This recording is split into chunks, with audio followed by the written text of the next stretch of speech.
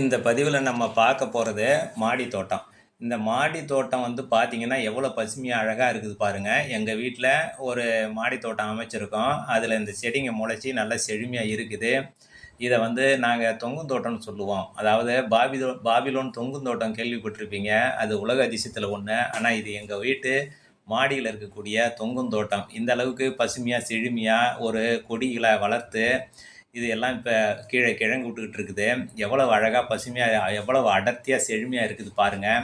இந்த மாரி நீங்களும் நடவு பண்ணி, நல்ல மகசூல் எடுங்க, பயன்பெறுங்க. இத அறுவடையின் போது, இத அறுவடைய நான் காட்டுவேன். நீங்க யாரும் நம்ப மாட்டீங்க. இதில மேக்ஸிமம் ஒரு 40 கிலோ கிழங்கு இருக்கும். 40 கிலோ கிழங்கா? இவரு உள்ள அள்ளி வச்சுட்டு பொய் சொல்றாரா? அப்படின்னு நெனைப்பீங்க. அப்படிலாம் கிடையாது. உண்மையிலேயே செடி வதவுக்குள்ள காட்டுவேன். இப்ப ரொம்ப செழுமையா, பசுமையா இருக்குது.